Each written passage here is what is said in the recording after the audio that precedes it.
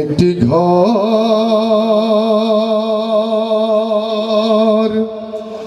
বানিয়ে দিও, একটি ঘর বানিয়ে দিও। এই প্রার্থনা কাজ ছিল, এই প্রার্থনা করেছিলেন ফেরাউনের স্ত্রী, যার ঈমান আনার কারণে ফেরাউন প্রতিনিয়ত তাকে টর্চার করতো, ঠিক কিনা? কিন্তু ঈমান হারা হয়নি বিবি আসিয়া। তিনি হচ্ছেন আমাদের সকল নারীদের শ্রেষ্ঠ সম্ভ্রান্ত আল্লাহর কাছে সেই নারী বিবি আসিয়া। সেই কথাই শুরু শুরু বলছি। মালিক তুমি জান্নাতে, তোমার কাছে আমায় একটি ঘর বানিয়ে দিও, একটি ঘর বানিয়ে দিও। সে বিভীষিকাময় মহাদিনে তোমার প্রতিবেশী করে নিও। মালিক তুমি জান্নাতে, তোমার কাছে আমায় একটি ঘর বানিয়ে দিও, একটি ঘর বানিয়ে দিও।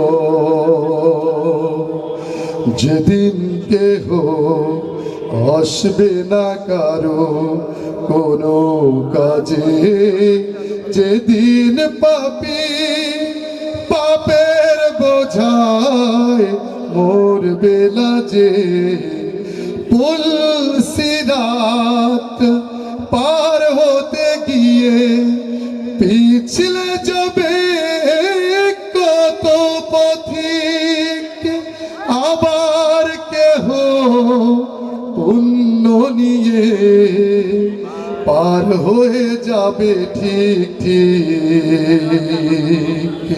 সে মহাদিনে মহাক্ষণে, সে মহাদিনে মহাক্ষণে পার করে তুমি দিও।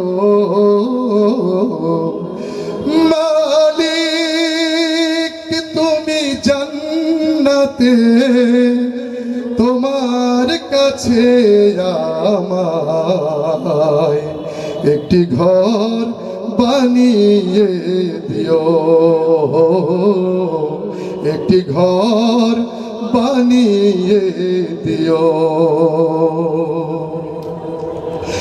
তুমি দিও হাউজে কাউসারের পাশে স্থান, দিও তুমি শীতল আরশের নিচে সম্মান। তুমি দিও হাউজে কাউসারের পাশে স্থান, দিও তুমি শীতল আরশের নিচে সম্মান। প্রিয় রাসূলের প্রিয় উম্মত উতরে যাবে মহাবিচার, পরম আনন্দে জান্নাতে সাজাবে নব সংসার। সে মহা আনন্দে জান্নাতে, সে মহা আনন্দে জান্নাতে নবীর পাশে জায়গা দিও। মালিক তুমি জান্নাতে, তোমার কাছে আমায় একটি ঘর বানিয়ে দিও, একটি ঘর বানিয়ে দিও। সে বিভীষিকাময় মহাদিনে তোমার প্রতিবেশী করে নিও। মালিক তুমি জান্নাতে তোমার কাছে আমায় একটি ঘর বানিয়ে দিও, একটি ঘর বানিয়ে দিও, একটি ঘর বানিয়ে দিও।